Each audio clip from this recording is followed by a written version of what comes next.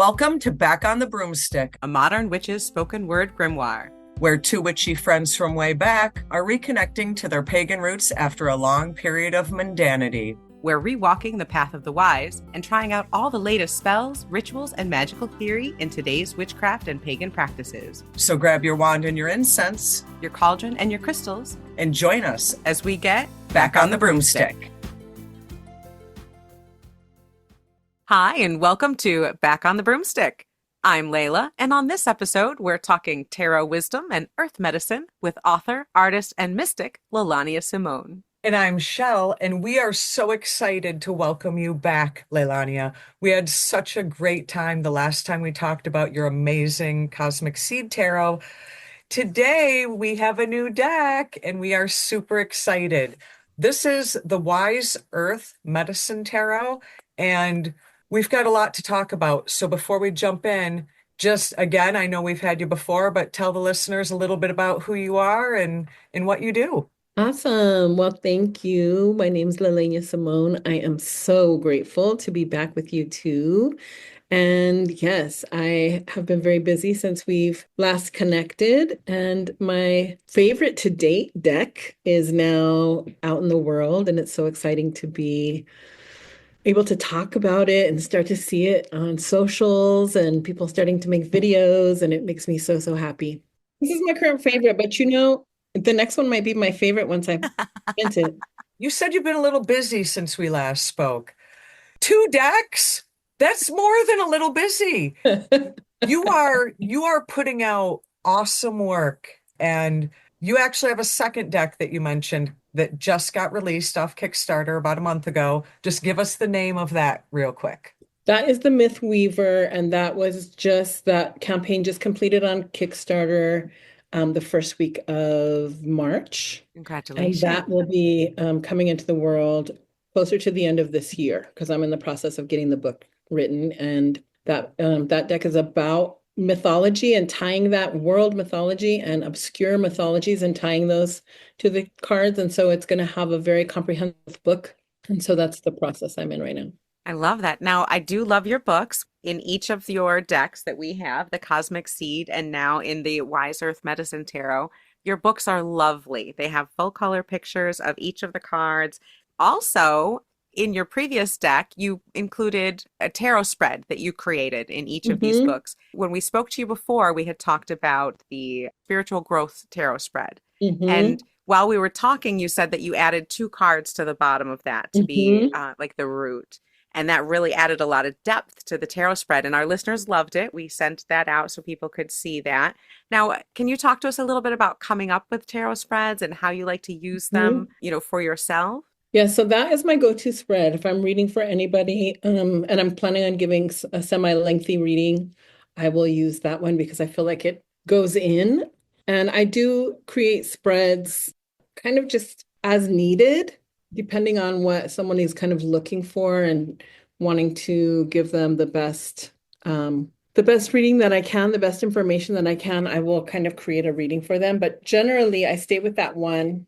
I also have a workbook out.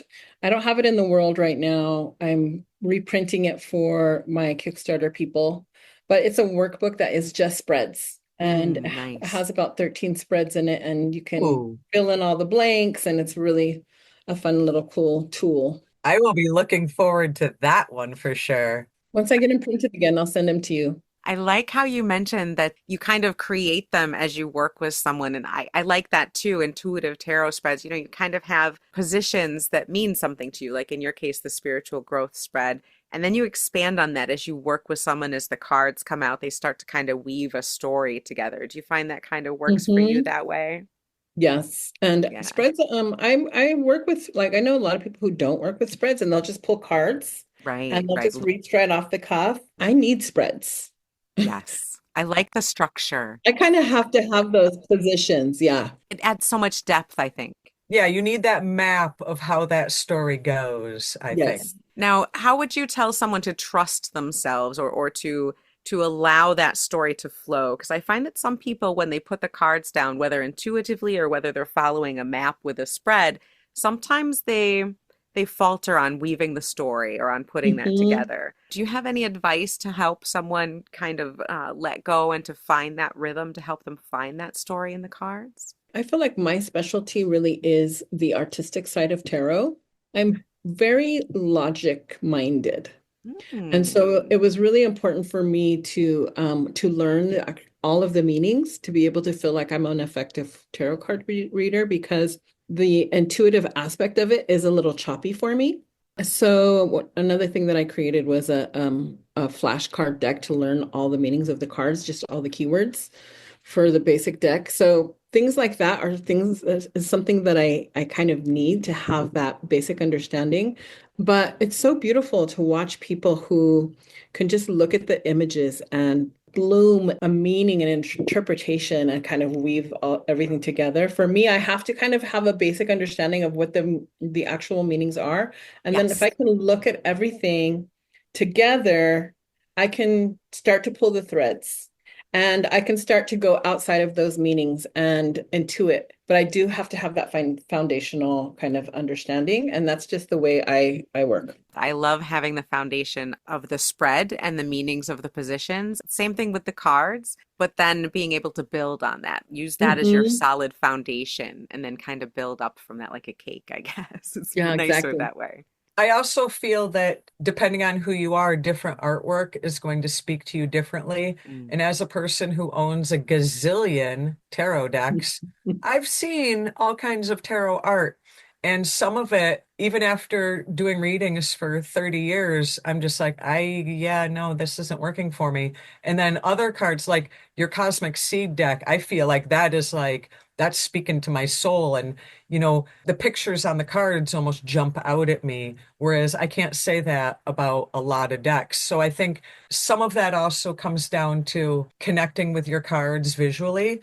If you are very much into, say, all things Celtic and Celtic artwork and stuff, maybe a Native American deck isn't going to speak to you. I think some of it is, and that's how I started my collection of tarot decks 30 years ago was I was looking for the right artwork to speak to me. Yeah, I'm the same. I am very drawn into the visual experience of the deck.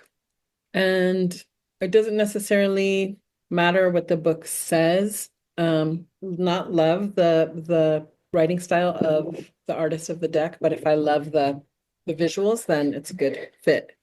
With Oracle, on the other hand, I need both the visual and the writing to kind of be fantastic. Yeah. I'm glad you mentioned Oracle decks and tarot because I have a confession. When I first opened this deck, I fell in love with the art and I told Shell I didn't like it as a tarot deck. It's okay. I changed my mind because I'm looking at it and I'm like, these images are too different. My first instinct was shock. Hmm. This isn't the King of Wands. This isn't the Page of Swords. Like, what's going on here? And it took me aback. And I'm like, all right, hold on. These are so gorgeous. I'm going to work with this for a minute because I can't not. The pictures, absolutely. Lelania drew me in so much. I love them. So I gave it a second chance.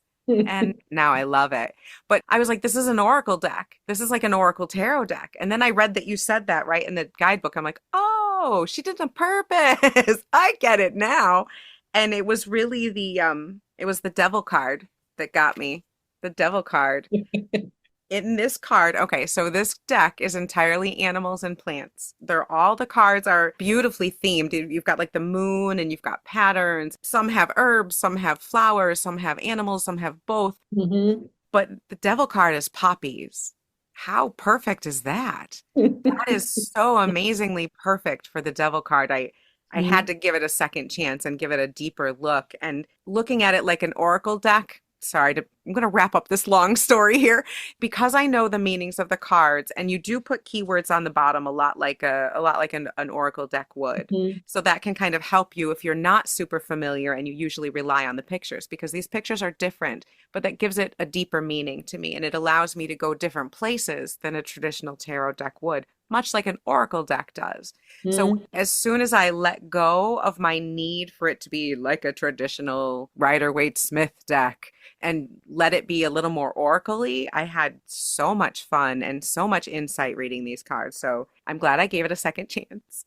That was kind of the feeling. I really wanted to make it accessible to people who, because I have a metaphysical shop. I sell decks to people every day, and people always ask me the difference between Oracle and Tarot.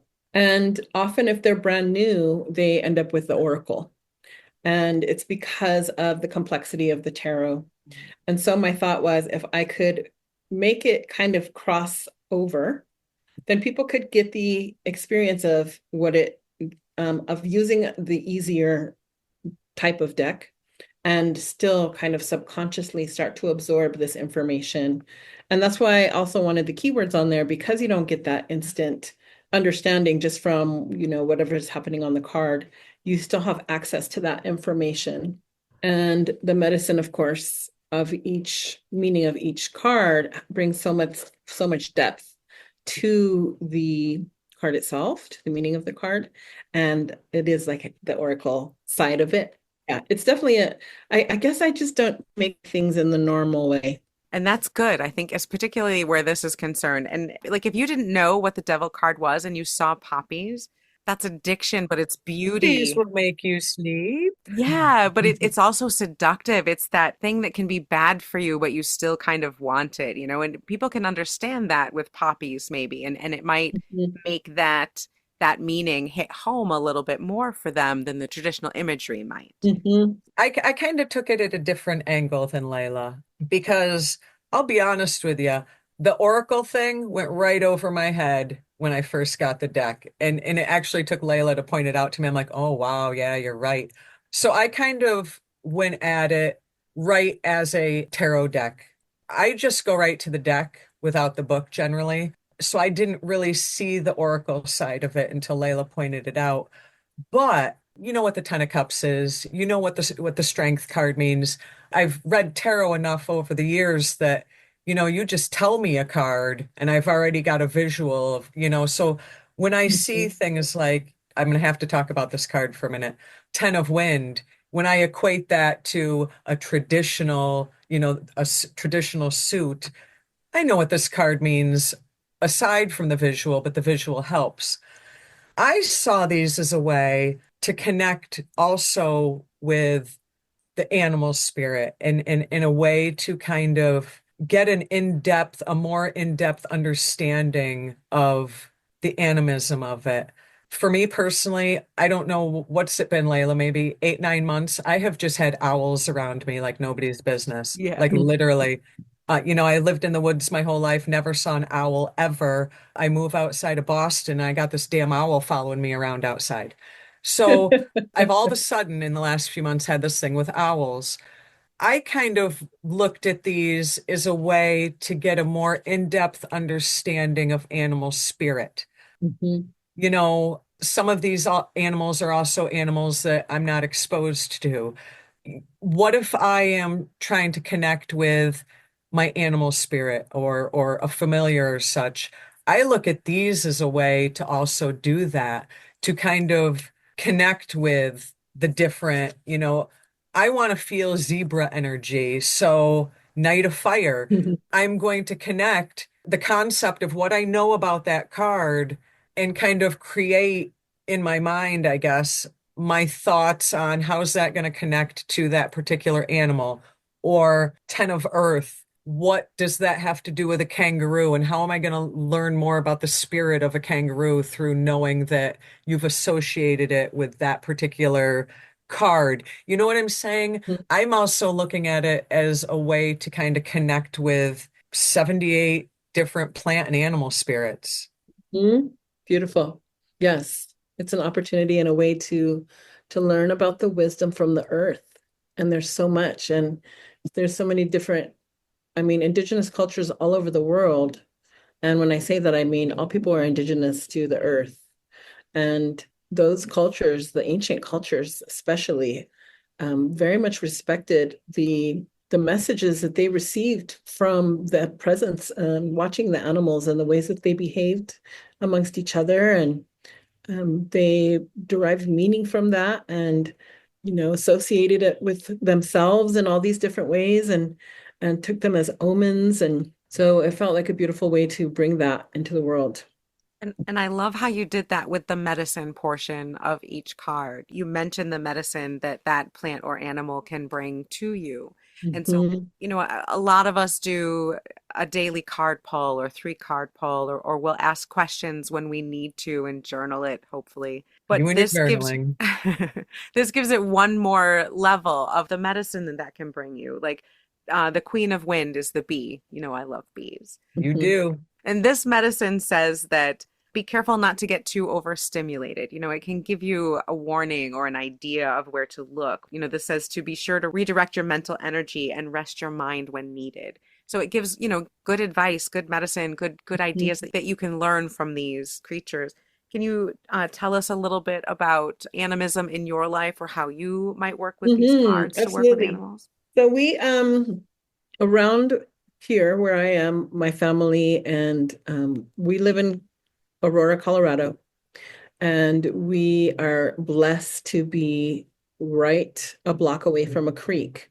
And we're still in the city, but there's a creek that goes through the city, and they were smart enough to make it a park and to make it so that it had some nature, kind of undisturbed nature around it. There's trails, and it's just a little section, but we get so much wildlife. We have beavers and deers will show up every once in a while, and muskrats and unexpected things, snakes, frogs, all the things that could be around here in where we are in Colorado. So we're not getting mountain spirits necessarily, but you might go there and see an egret randomly. And if you haven't seen that in a while, you might, we'd come home and we'd pick up the book. We have a really great book. It's called Animal Speaks. And Yes. it's an old book and it has a lot of these different beautiful animal messages, totems, or we'll go online if it just happens to not be in that book, or maybe you have a dream and what is it? I had this random dream and there was a baby turtle in it. And want to know what is the energy from this particular animal trying to say to me. So as I mentioned, indigenous cultures have been doing this forever. It's an opportunity for us to tap into the earth and to Mother Nature and to, what I call Great Mother, and hear the wisdom from our spiritual selves and our higher self. And just like we use the tarot, it's such a beautiful way to just kind of incorporate what we're seeing in the world, whether it's a bee or you know, we have hawks and blue jays and things around here, and it's like, oh, what's the blue jay energy about today? So I really love that. I love being able to touch nature in that way. But I also think even if you use these individually, you can take a card of, say, the hawk and meditate with that card and spend time with Mhm. that card and start to connect with the energy of the hawk through that card. Absolutely. Yeah. And kind of a little bit like what both of you were saying, one of the things that I used these cards for was I'm seeing more bees. I'm seeing more possums running around. I More saw everything. It's more beautiful. everything. Exactly. I saw a little fox running around the other day. Hmm.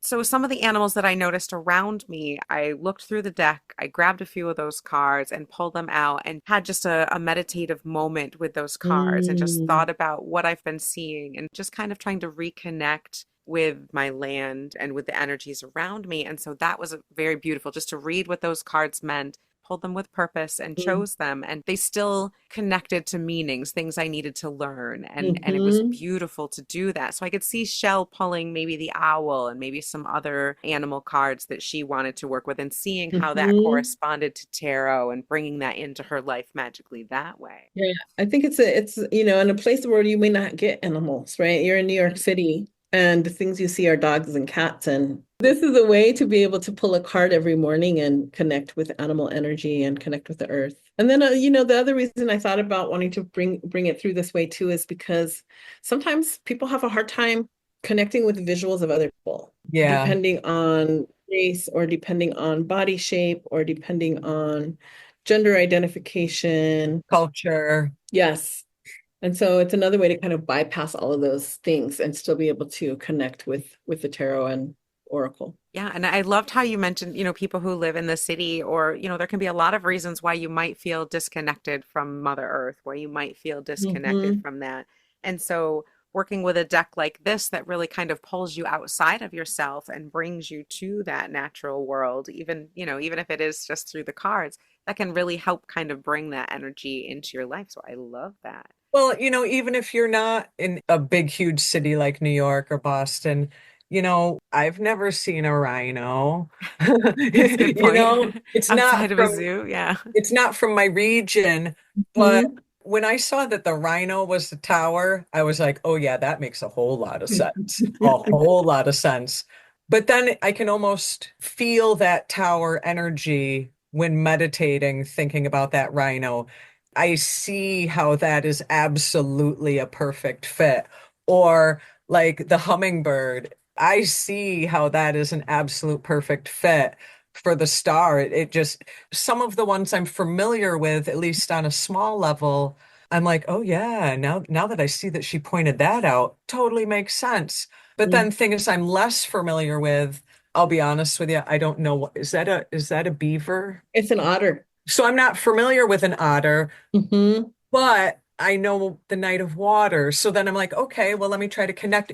So even if it's not, Hmm. you can connect with animals that are not local to your region, even if you're not in the big city. Right. And because you know the tarot, when you see those animals, you're automatically going to understand that there's something about that particular card that is part of the energy or the Right. behavior or something for the animal, whether or not you read the book. Right, right. Because, like I said, I just would rather get to know the cards and learn it that way and not make myself feel ancient and have to get out my bifocals. Go get them. You got to read it. That's I'm it, just it's kidding. pretty good. Like Shell was saying, a lot of these they feel obvious. After I started going through it, a lot of them are like, oh, that makes perfect sense. Never You thought have, of that before. or some of them I never thought of before. Were there any animals or any energies that came through and were like, I need to be this card? Was there anything that really spoke to you? I think there were, like one of the fun ones that I thought was a unique one was the egg for the Ace of Wind. The Oh, beginning, right? Like normally it's a sword, it's that single sword and it's sharp and it has this vibe, right? Whereas the Ace of Wind is these little eggs in a egg. nest and Yeah, it's the beginning of the suit and it just felt perfect. very different. Not as blunt as what we're used to in Exactly. Oracle. One of the ones that I'm looking at my deck right now. One of the ones Mm, that I really loved was the vulture. mm, I had been saving that image from before Tarot of the Cosmic Seed because I'm an image collector because a lot of my work is digital collage, and so I do have you'll see every single card has hand-drawn little white tattoos, little pretty doodles. I love that on the magician, which is a crow, you have the elemental symbols drawn down his back. I thought that was Yes. perfect. Oh, what was one of my favorites? Oh, I loved my first one was the elk. The elk was my first creation, Is that the and that's when emperor? I knew the elk was the emperor. Yeah. Yeah. The empress is a bear with her cubs. I love that. Yes, I had fun with that one. I like the silverback for the King of Earth. Oh, If a yes. silverback ain't the king of the earth, I don't know who is. Things that made me think, like the bonsai tree for the Hierophant. That made me look at that card. I normally have bad associations with that card. That normally doesn't give Mm, me that it's not tradition to me so much as the negative aspects of tradition, the ties mhm, that bind that aren't good, the things that you follow blindly. I know it has more meanings than that, but that's how it mhm, tends to show up for me. But seeing the Hierophant as a bonsai tree, that wisdom, that taking your time, that patience, that learning and growing in a beautiful way. It just really made mhm. me see that differently. Was there something about choosing these that did you just go, oh, well, I'm just going to draw this? Or did you ever do any type of ritual or any type of meditation or any type of work to kind of to come up with an answer? Or did they all just come pretty easily and intuitively? Well, it wasn't, some of them came and I just knew like this animal makes sense. Hmm. Others I had to do deep research on. I liked the familiarity of the lion being strength because Yes. even in traditional cards, even Rider-Waite Smith, you see that lion in strength. And I was like, oh, yeah, that's something I know. Yeah. Yeah, right. So you see the cat or the light. Yep. Yeah. I did try to do some of the, super, super obvious ones, Yeah, the vulture for death was beautiful. but one of the ones that was interesting for me to find was the hyena. Mm. I was having a hard time with that one. I was like, okay, I had done so many by that point, and there wasn't didn't feel like there was tons of animal options left. And I was looking for something, and I was like, okay, something, I need somebody who's skillful, who's masterful at what they do, and isn't already one of these other amazing animals that I've already selected. And so when the hyena came up, I was like, I kind of felt, do I really want to do the hyena? Because he's also somebody who's going to come up and eat you if he can. But it was so perfect. Mm. And this one that I found, this beautiful image that I found was perfect for the card. And so sometimes it was surprising what ended up coming through and deciding to, or the decisions that were made around certain cards. Another one was the flamingo. It's one of my favorite cards in the deck.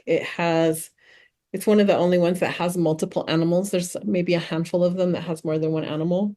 Oh, But there was something about having these six flamingos for the six of wind, um, flying through the sky. And I'm so moved by that image. it's beautiful. It sounds like you connected with just as many animals as I did through this deck and made Mhm. those connections with each of those individual spirits. When this deck showed up at my house, I cried. We just talked about the animal aspect of it, but was it more difficult for you to choose plants? Because, we kind of have this notion of animals and animal behavior. You said you were trying to find an animal that when you were looking at the hyena that spoke to that particular card. Mhm. Was it more difficult to find the plants that you used? I mean, Layla said before the poppy was obvious, but Mhm. I saw a yellow lily. Did you Mhm. have to connect with that plant spirit as well, do you feel? Well, some felt obvious, like the lotus kind of came through. Of course, the laurel for the six of wands or the six of fire.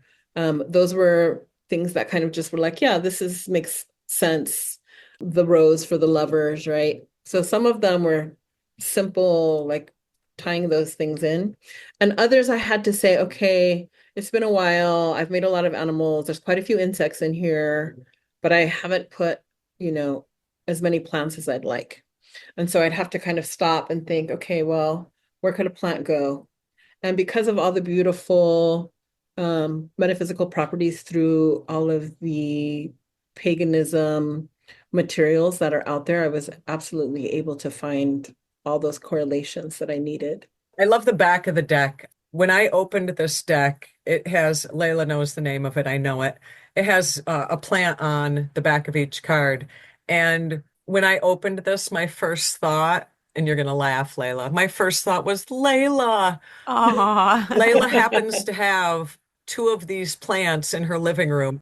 They're big and obnoxious. And I looked at that and I was like, that reminds me of Layla's house. Oh, thanks. Big and obnoxious, eh? I'm gonna remember that. It's That a plant wants to eat me alive when I'm in your living room, and you know it. It's true. it's a monstera. And they are beautiful. And yes, I do have a couple, but that's okay. We won't talk about them trying to eat Shell when she comes over. But in this deck as well, you also have a tarot layout. This one's a little simpler, and this is the life overview spread. And I like how it's almost in a spiral. It starts in the center and moves out in a little bit of a Mhm. spiral. Is there any way that you like to work with tarot, not just for insight? Do you like to use it as an active magical tool, like to ask for something or manifestation or Mm. spell work or anything? Do you like to work with tarot in that way in any way? You know, I haven't, and actually, and that's interesting to think about. Generally, I just use it for readings. I used to read for other people in my shop, and I realized that I prefer not to have to do that. It's a lot of energy to give. It Yes, is. And it's a calling, I think. yes, and I still, I loved it and and it was fun and I I still will like do an event. Like sometimes someone will be like, "Hey, we're doing an event. We need someone who can come in for 4 hours," and then I'll do something like that. Mhm. But I like to just read for myself or for someone close and take my time and go and read the book and think about what I'm thinking it might mean and go back and forth and really kind of just take my time with the reading. And I generally just use it with spreads. But I Mhm. have seen some really cool books where people are using it for all these different ways. Pathworking, I saw a book about that. I have seen that there's all these unusual magical ways to use tarot. And I don't know much about them, but I think I'd be interested in learning more. I love how it is such a beautiful tool for yourself psychologically. It's wonderful to get ideas about the future and to talk to, Mhm. opens conversation. I think it's just such an amazing tool for anybody to have. So thank you for creating this one. As an animist myself, I love the ties to the earth and the ties to the animals and the animal energies. So it's a fabulous deck. So thank you. Thank you. And that just makes me more excited to see your next deck. Do you have any other things coming up? Any places where people can find you or find your shop? Well, the Mythweaver is still available as a late pledge option. And so for anyone who's interested in checking that out, you can go to Kickstarter and just search Mythweaver. That is what I have that's going to be taking my focus for the next few months. Mhm. And I'm excited to get that out, like I said, at the end of the year. I already am starting to have images bubble up in my head around the next following deck, but I'm Oh. gonna just kind of see, sometimes I think I know what's gonna happen and then it's a year later and it's something completely different. So we'll see, but I know that this is my life. My life is, Mhm. I'm also a silversmith and I'm a creator just in general. So I'm always making something, but Mhm. it's so fulfilling to create tarot and oracle decks. And so I just feel like part of my life's work and I'll definitely be doing it for some time. We're Yay. glad this is your calling because we love them. So thank you. Thank you. Thank you so much for being with us again, Lalania. I really appreciate you coming back on. And we are going to have you back for the next deck. Just remind everybody, where can they find you online and on socials? Yes, I am at the Cosmic Seed on Instagram, and you can find my website is cosmicseedstudio.com. Wonderful. Thank you so much. All right. Well, we will see you hopefully very soon for your next creations. Thank you. Thank you so much for listening to this episode of Back on the Broomstick. And thank you so much to Lalania Simone for joining us on this episode to talk about tarot magic and earth wisdom, as well as her new deck. If you like this episode, please give us a like, some stars. It helps other listeners find the show, and it makes Chelle and I cackle like little witches. So until next week, be wise, be wicked, and keep it witchy.